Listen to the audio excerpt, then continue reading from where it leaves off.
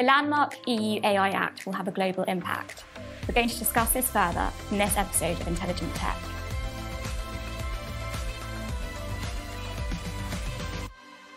Today we're joined by Sean from AI and Partners. Sean, it's great to have you here with us today. Would you start by telling us a little bit about yourself and AI and Partners? Great being here. Used to be a tech accountant. Love to be, always was associated with tech. And back in 2021, I saw the draft proposal from the European AI Act coming into place. And I couldn't believe what the impact of that would be. And we already were looking for multiple options. How is implementation going to be? Because normally with those regulations, the European Union looks from their own perspective and not from a lawyer perspective, or an accountant's perspective, or from a consultant's perspective. So we really looked at, hey, how can you implement this? How can you make it easy? Because it's also quite technical, and how are you going to get that effort to the regulators in that sense? Well, it sounds like you're tackling a pretty difficult and tough problem there. But I understand you've got an interesting background. You used to be a rower, and you were telling us earlier that you've got perhaps 10 university degrees. How does someone kind of do all these wonderful things and end up in the space that you're in now? I don't necessarily 10 university degrees, but 10 different degrees. So we have the Dutch. I'm from Netherlands, and we have a different kind of education system. Okay. Some from our university, some are from different educations. But I always loved new skill sets, and I never looked, hey, this is what I want to be to my life. So I always looked, hey, how can I add this to myself and benefit from that? So being tech, being a dietitian, looking more into the psychology phase, being in business, and also in economics. You mentioned earlier, Sean, the kind of technical aspect behind AI. It's obviously very technical, but the EU AI Act sets a lot of obligations, particularly compliance obligations for companies globally. Do you think those obligations are realistic? How can companies, tackle them head on? I think it's really important for companies to understand what the risks they are, what they're going to have, and the challenges, because you have unacceptable risk and high risk. Yeah. What you're going to have is, with unacceptable risk, is you have AI systems which you cannot use anymore. Now, those AI systems are most of the times critical parts of their infrastructure, and you can look at 2 points of view of it. One of them is from an investor point of view, but one of them also is from a company point of view. So, for example, you have a big company in logistics, and your logistics center is mostly run by different kind of AI systems. How you're going to sort them. But if you have an unacceptable risk in there, that means your whole infrastructure needs to change. Yeah. From an investor point of view, it's really challenging, because if you invest in a company with like that logistical center, and you cannot use those AI systems anymore, you need to find a different way to still deliver your products or deliver your services. And what a lot of people don't know, there are thousands and thousands of AI systems now in companies, and this is going to impact really big. One of the bigger ones we see is in the financial center, because European pension funds are spread everywhere. So if AI systems touch those European funds, that means you need to be compliant to the European AI Act, because it has the same integration as GDPR. Yeah. And we understand, there'll be quite significant fines under the EU AI Act, perhaps more significant than the GDPR, and calculated on an annual worldwide turnover basis. So perhaps some of these really large tech companies, if they're perhaps not performing things in a particular way, they could run the risk of significant fines. Is that right? Yeah, it's huge. It's the biggest fines ever implemented by the European Union. With unacceptable risk, it's 7% of global revenue, or 40 million, and that's per AI system. And it depends also. Which turnover is higher, 40 million or 7% of global revenue, and that goes on from high risk, limited risk, and low risk. Right, and is there a particular, you mentioned financial services before, but is there a particular kind of industry which will perhaps have more risk than some others as far as like complying, like health services, or, you mentioned logistics too. Is it really something that all these different kind of industries need to start thinking about, or is there one or two in particular that perhaps needs to, ensure they kind of move quickly to being compliant, or really take it, quite seriously? or is it more kind of each and every industry itself? Eventually, they all need to comply. And what I always say to clients is, you can better start now, because we can already identify unacceptable and high-risk systems. And if we can identify those, we already can see and look for solutions within those companies. Because you have a transition period from 2024 to 2026. And when it's 2026, the first fines will go rolling out. And what we see from the European Union, they will not back down on those fines, because they saw what happened in 2016 with GDPR, and they don't want to have the same mistakes happening again, and being cool about it. Okay, and AI and partners, it perhaps provides a few different services to these companies. It can provide some advisory services, perhaps, and also kind of come in and help kind of look at the systems that businesses are using and make some suggestions for change. Is that right? Yeah. So what we do is we identify the risk, and then we can give some advice over that. Next to that, we also work closely with CMS to really ensure that law perspective on it. Then also what we do is we have other law offices, like, hey, how do you integrate this? How can you make this easier for your lawyers, accountants, consultants to have that implementation aspect to it? And we create our own software, what is a platform, what guides you through the whole European AI Act. Fantastic. You mentioned the GDPR a bit earlier there. The GDPR, set the gold standard globally for privacy law, and the EU AI Act is, expected to do the same thing for AI.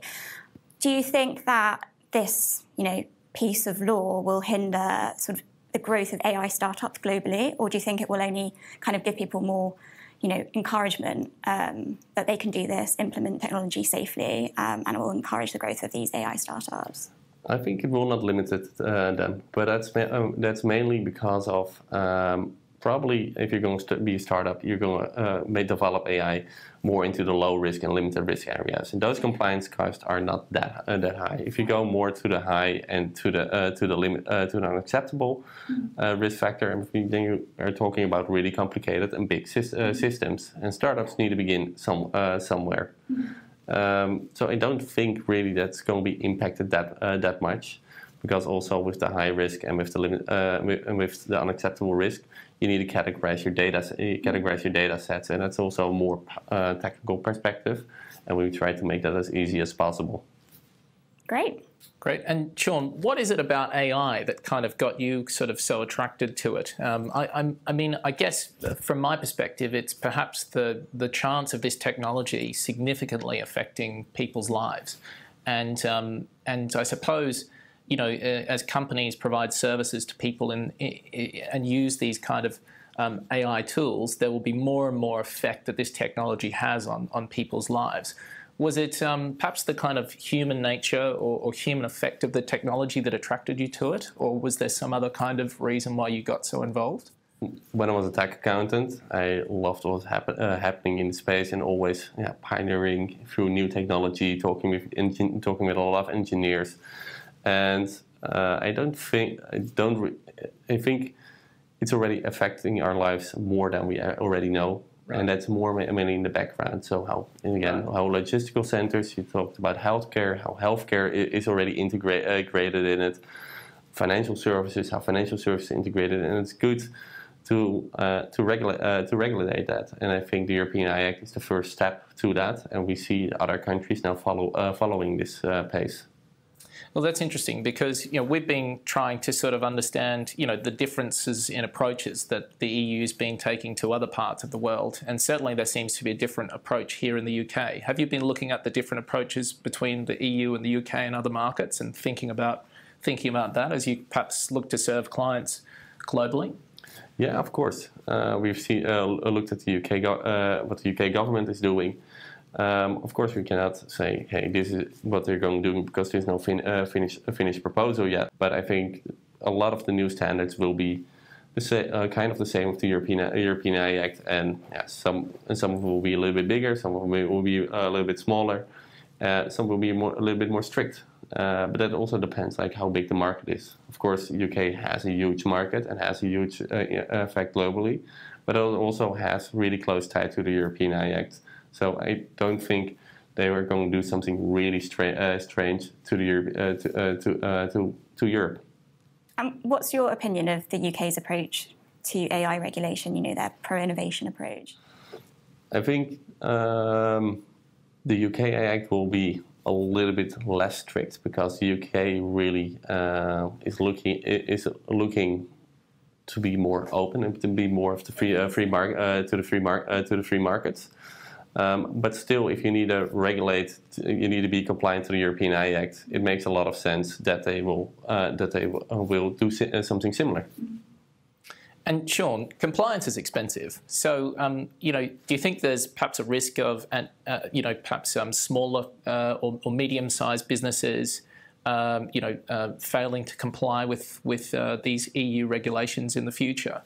And where do you expect perhaps there to be, you know, fines, if any? Is there perhaps a, you know, particular kind of industry or size of business perhaps where we might see, you know, more fines than less? I think it will be similar as GDPR again, in that sense. I think that's the best user case that we have, because the implementation is almost the same. Right. Then next to that, a lot of people thought the same about GDPR, and that actually didn't really happen. Right. And what we see, if you're at low risk and limited risk, then I don't think you don't have anything to really worry about the sky high compliance cost in there. Because you need to have less expertise in that field, and because it goes much less in depth. And what AI apps are you using at the moment, Sean? How are you using AI in your everyday life? We use AI every day. Yeah, even that we don't know it. So even like the camera on your phone is AI generated to make your pictures even better. There are certain phones, mobile phones now also on the market, that you see in 2020 they had a better lens than in 2023, because the AI system into the camera makes the pictures better. So already making a picture is a good example. You're using an AI system. Of course, everybody uses ChatGPT. And what I always say, if people ask me, hey, what is AI? I always say data is the gasoline and AI is the combustion engine. They work perfectly together, because without one, you don't have a lot of use to it. Absolutely, yeah. Great. Well, look, Sean, it's been so lovely having you here today, and I think it's been really interesting to hear about AI and partners and what the offering is. Is there something perhaps you'd like to leave our audience with, or any sort of point you'd like to make here to conclude on? Yeah, of course. Start already looking into the European AI Act for your own company. Like, how is it affecting my business? What kind of effect will it have on my infrastructure, especially for the high risk and unacceptable risk in that sense? And ask advice to experts like CMS, experts like us, but also just look into it, that you're not surprised when 2024 happens. Well, thank you so much, Sean. Thank you. I really appreciate it. Thanks so much. Thanks for joining us, and tune in for the next episode of Intelligent Tech.